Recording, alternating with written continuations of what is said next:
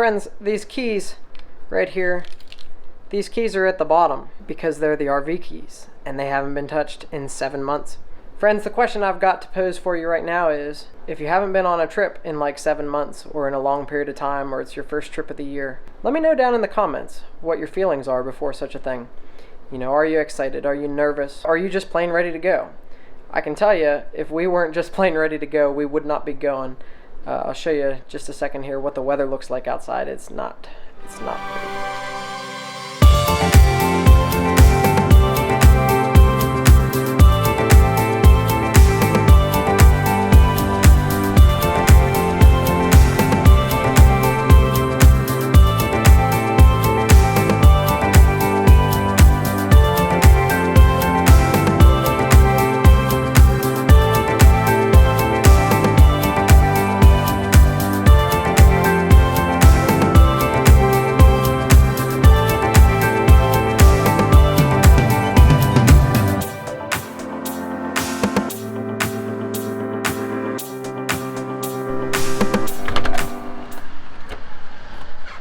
So it's currently not raining, actually, which is nice. I need you to tell everybody where we're going. Oh, we're going to Cooper's Rock State Forest, the McCollum campground. Which is where? Oh, it's in West Virginia, right above Morgantown. That's where I went to school. Friends, we're going to be spending quite a bit of time this year in West Virginia. This is going to be the first of 3 trips, actually, out in West Virginia. So, as always, we're going to start a new playlist for the state of West Virginia. This will be, obviously the first episode of it.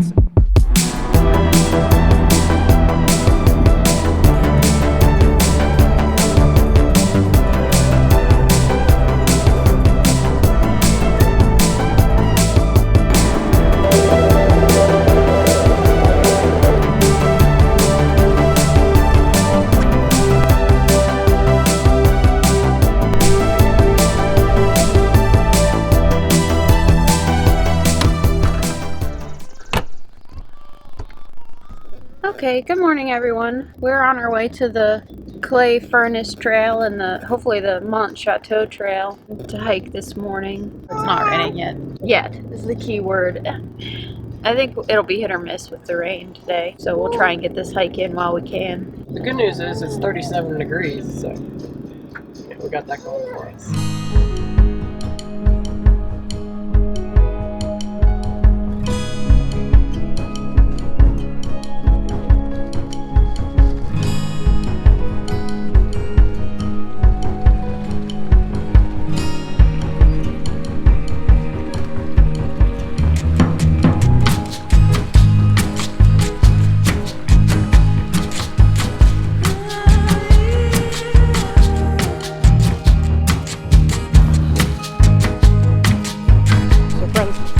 One of the things that I've always enjoyed about RVing and hiking is the ease and ability to go and see new things and explore new things. And also that it kind of takes the daily routine and throws it out the window. And you've got to change and adapt to the situation at hand, essentially. And I enjoy that on a general basis, and I think Sarah does too. But when it comes to a 3-month-old, and maybe even the dogs, not so much. Yesterday was kind of rough, and even this morning in some respects. I tried to film some things as we were packing up the truck and coming over here, and he just ain't having it. But this trail takes us to an iron furnace, which I'm pretty excited about. And I've never been here before. Rachel has explored this area quite a bit when she was at school in Morgantown, which is where she did her undergrad, WVU. And it's also very close to where she grew up. So she knows the area much better than I do, but I've never been here, which so far I'm pretty impressed. And even the view out the window from the camper at the campsite was pretty good of the mountains. The campground is right on top of the mountains. It's a nice place, and we're excited to share the rest of it with you. After the furnace, we're going to go down to the river. I'm not sure what all there is to see down there, but we'll show you what we see as we see it. I mentioned in the truck that it's only about like 37 degrees out. But the good news is he's got a lot of fat. He's kind of like a little polar bear. I think he's got a few little layers going on in there that he's going to be warm enough. Yeah. I've got his blanket on and his toboggan. He's got mittens on under the blanket, so. But, I mean, he's got rolls on top of rolls, so.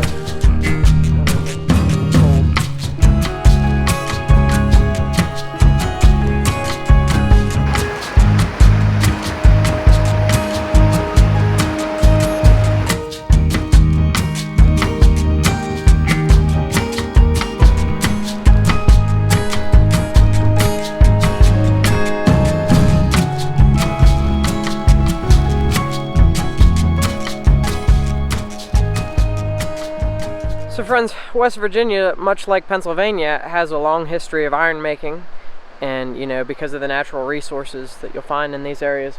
If you can see around me, there's really, I mean, it's basically just like a furnace in the middle of nowhere. It's a fantastic location. It's very, very pretty down here, but what I'm trying to get at though is, you know, there was a bustling community here. Hundreds of people it would have taken to operate something like this, a structure like this. And you just imagine how much effort it would have taken to build, but the thing only operated for like 13 years.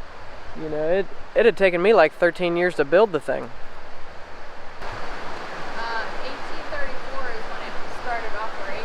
So it was built in 1834 and first was operated in the 1800s. So I mean, the thing's been here for almost 200 years. It's incredible.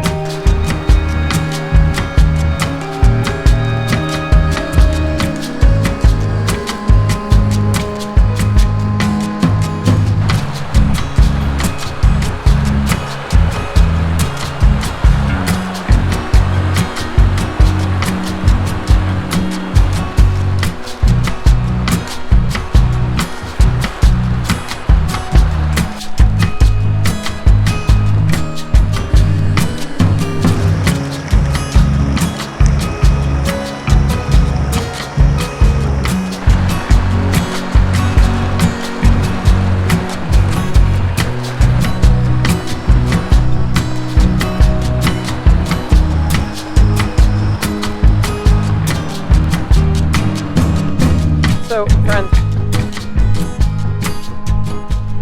we've been incredibly lucky so far with the weather in comparison to what they were calling for. And, you know, we've been watching the forecast very closely and, boy, even contemplating whether this one was a good idea. But it is supposed to get up near like 50 today. And, you know, they were calling for rain all day. I was able to get some cell signal and actually look at the weather, and it's not supposed to rain till like 2 o'clock, which, you know, that's fine by us because Will is usually easier to deal with in the morning. He's got some kind of afternoon witching hour thing going on.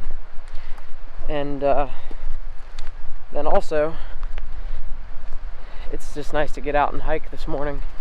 So we're on the Mont Chateau trail. It goes down to where the old Mont Chateau lodge was, down by the Cheat Lake. The Cheat River flows out of the Cheat Canyon into the Cheat Lake, so we're following the trail with the yellow blazes. Which we picked up over by the iron furnace. Right. This one starts at the Henry Clay Iron Furnace, so this is about 2 miles long, so we'll see how it goes.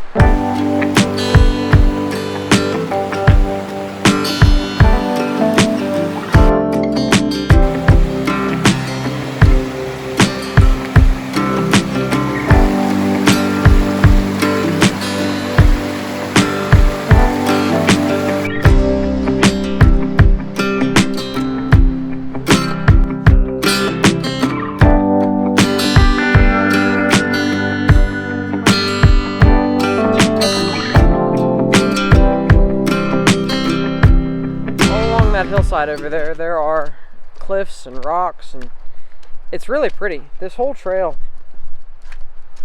sorry, I'm tripping over rocks here. This trail, I like it, and also, you know, the sun's out, which if you'd have seen the weather forecast for today, you'd have never thought the sun was even going to be a possibility. So very, very, very good so far.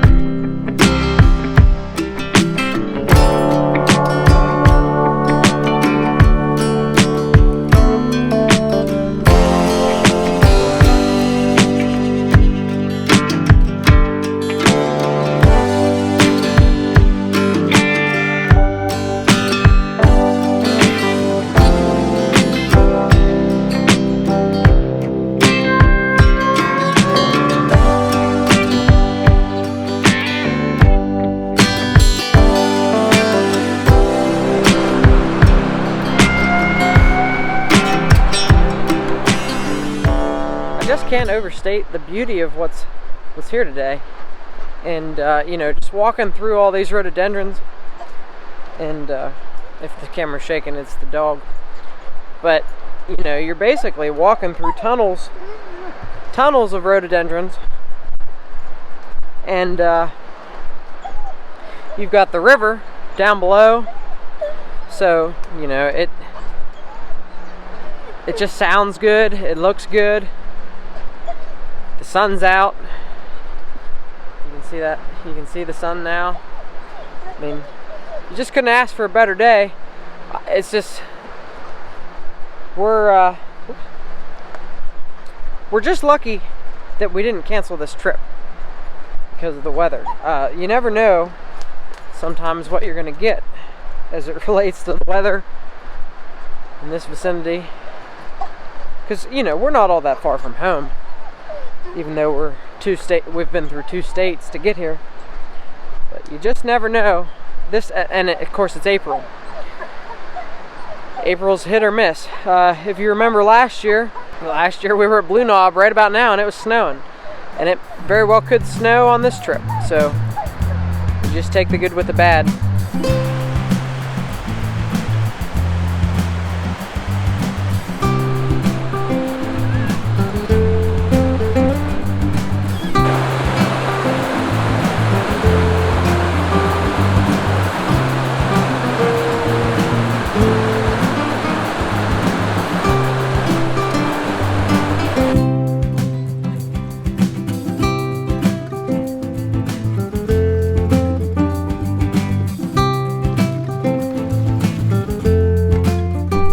We've made it here to the bottom. There's ropes there, though.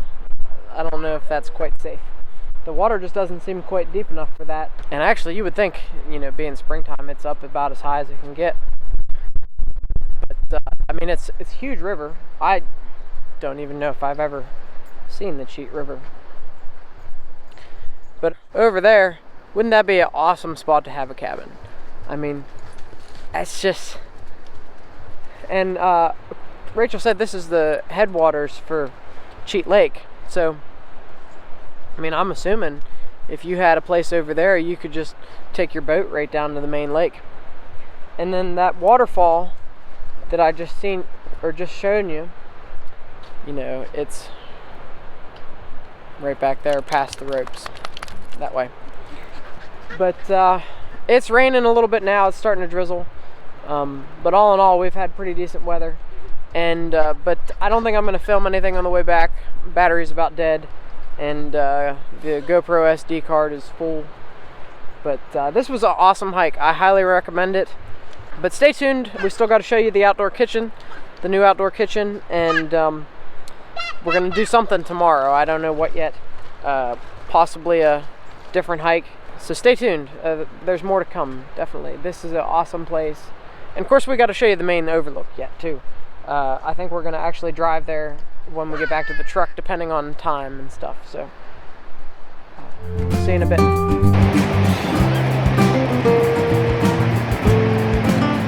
Friends, the sun came out now and is extremely bright. I don't know if you can see it glistening off the leaves of all these rhododendrons, but it's extremely pretty.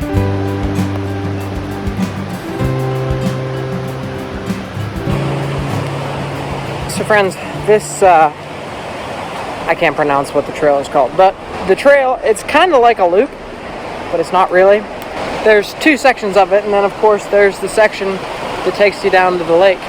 And right now we're on whichever branch of it this is. I don't know if you can see it, but it's very pretty. right here. It did really rain on us there for a second, like a lot. You know, when we looked, it said it wasn't supposed to rain till 2. Then of course now the sun's out, and I mean you can see hopefully the blue sky behind me. And it's very pretty out now. But we're almost back to the iron furnace, and I actually kind of like this section of the trail that we're on now better.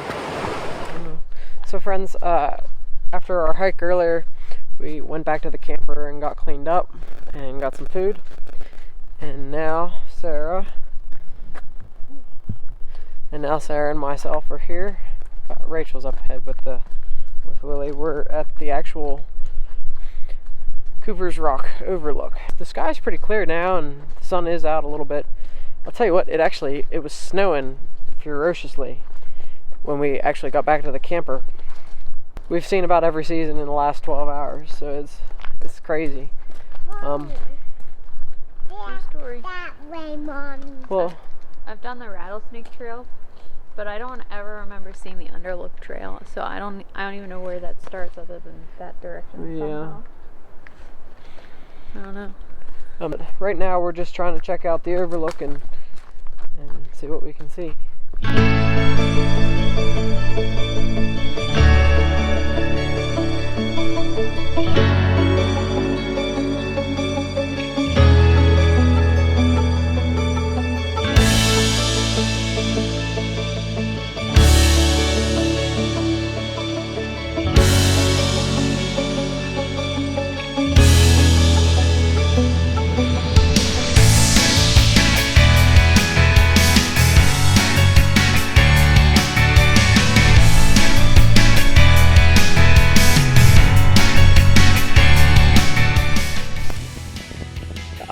This is beautiful though. I mean, you can see forever, especially that way. I mean, there's 3 different mountain ranges you can see out there. It's awesome. I would assume over that way somewhere is WVU, Morgantown. But like I said, I'm not sure and could be off on my direction too. And but definitely where we were this morning is down that way somewhere.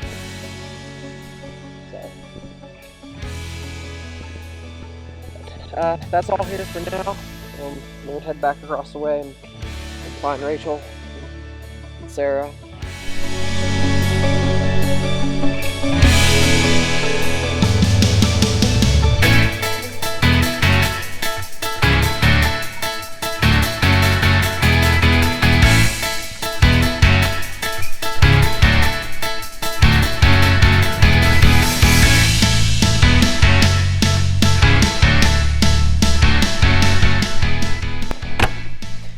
Okay friends, so as you can see here, we are back at the camper after going to see the Overlook, and we're trying out our new camp stove that I got for Christmas. And I thought what better way to show you the new outdoor kitchen layout than, you know, here in use while we're here using it camping. So I'll flip the camera around and guide you through here what we did. And actually probably I screwed up. We're gonna bring this out to the edge here. I thought that we would benefit from pushing it back, but I forgot the way this countertop is, that's not gonna work. But with the fridge over here, as opposed to over here, you know, if you've watched, there was a wall here. We tore that out a good while ago, but the fridge was still causing us not to be able to access that for storage space. So now we got lots of space back there. That camp stove and the table are able to be stored in here. And then, you know, we'll have the cast iron there as opposed to they used to be moved over. I just think that this is a way better use of space. This table we got here, ordered that from Amazon a couple days ago. You know, you can see here, cast iron is the way I prefer to cook while we're camping. At least one of the ways. It just seems to me like that's the best way for camping here. Right now we're making spaghetti, so I've got the Dutch oven boiling some water. This little 5-pound propane tank. I've had that for a while and I use it for our outdoor grill. And I bought a splitter. It's laying around here somewhere. I'll show you a picture of it overlay into the video or something. And so I'll be able to use that 5-pounder for the grill on one side and then this little table on the other side, and we'll have plenty of counter space then, you know, between the table and the counter that's part of the RV. Just seems like way more functional all the way around. And then of course, you know, the electric stove that came with the rig, it didn't work. So we're gaining counter space. We got a stove that works, plus we got 2 burners. Wouldn't be able to do this. We'd be doing this inside the camper, which sucks because that ventilation fan that you got to run when you're cooking in there, it's really noisy. So, you know, between kids screaming and dogs and tripping over this, that, and the other thing, then you'd have that fan going. This is way better. Whoever's doing the cooking, be it me or her, can be out here and at least we can concentrate on what we're doing. And then of course in the summer we're all out here. But I think that's all I've got to say about that. Really pleased with the function of it anyway. We'll catch you guys in the morning. We're gonna do something more hiking, or at least go to Bass Pro or something if it's real cold and snowing. But we'll catch you then. Well, good morning everybody. We've made it to Saturday. It was snowing this morning, and now of course, I don't know if you can see over the RV there, the sun is sort of shining. Willie's not too happy though. What do you want to say? Want to say good morning? Good morning. So this morning we are going to hike over to Raven Rock, hopefully. And it looks like we can hike straight from our campsite. So that's always a cool thing in my opinion, when we can just get out of the camper and go. Yeah. We've got Willie all bundled up. He actually had a better night last night than the night before. Just takes a period of adjustment. It'll get better. Friends, so being on a Saturday, the campground is actually pretty full. This is actually a really nice campground, in my opinion. There's only like 25 sites, which it's probably the smallest campground we've ever stayed at. Even smaller than Colonel Denning, which was like 40-some sites. So friends, the trailhead, right there's the trading post and where you register and stuff. Our site is actually the camper you can see to the right down there. And then right here is the trailhead. So we're going to take it, and it somewhere should intersect with Raven Rock Trail, which is where we're trying to get to. One thing that I've found that we really like about this Cooper's Rock State Park so far is the signage, and all the trails are very well marked. And I'm sure with these signs being newer like they are, I'm sure that it's COVID money that's given them the resources, you know, to do stuff like that. But at the same time, you know, with the use of recreational places like this, you know, on the rise, it only makes sense that, you know, people are using it because of the virus and the way things happened. And so the money should go towards these places, state parks and stuff like that. What do you have to say, sir?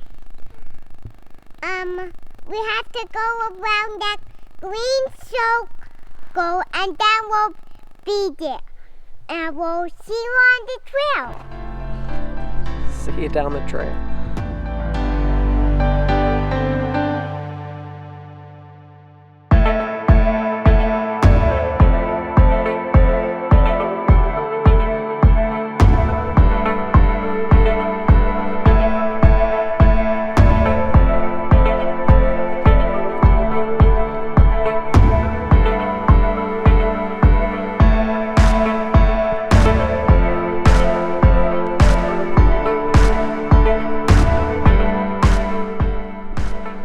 Friends, I think we're getting very close to Raven's Rock Overlook, which is the destination.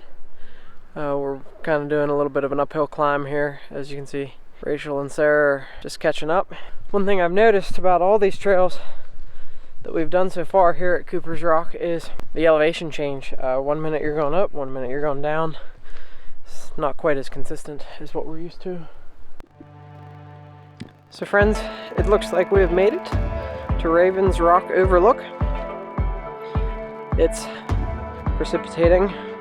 Not sure whether you want to call this sleet or snow. The camera's probably not picking it up, but like I've kept saying, and I was just telling some people on the trail, you know, we've experienced all 4 seasons, at least, on this trip. You know, sometimes it's sunny and it's pretty warm. Sometimes it's snowing, and everything in between. But they said that we would probably be, you know, the only people out here just now.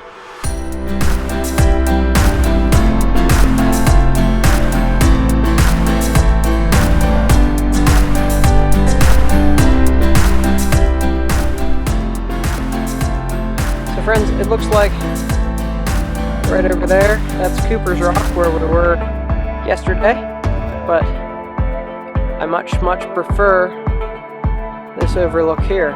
It is just incredible what you can see from up here.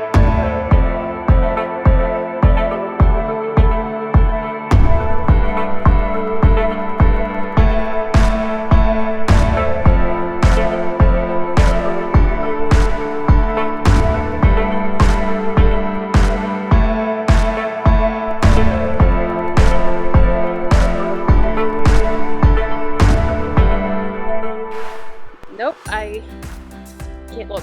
You can't look? Can't look. It's making my knees really jelly-like. Here, a Ravens Walk. Yeah. Is there a view? Yeah, there's a view. Okay. What can you see? Look. Rocks.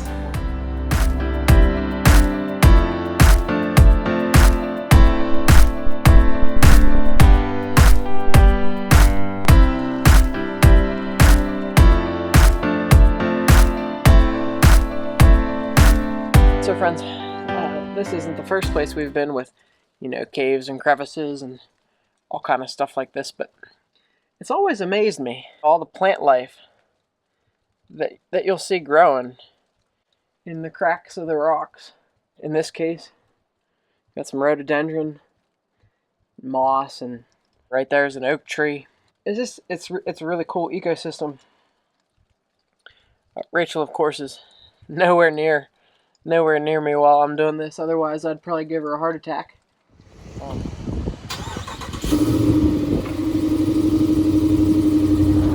Hey everybody, we're going home.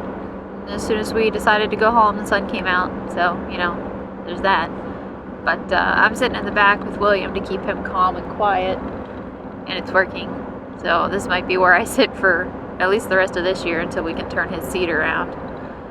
Cooper's Rock was really nice. I think we all had a really nice time, even with the weather being cold and snowy and windy. It was nice. Like Rachel said, we really enjoyed Cooper's Rock. Definitely put it on your list if you live in this area, because there's a lot of hiking trails.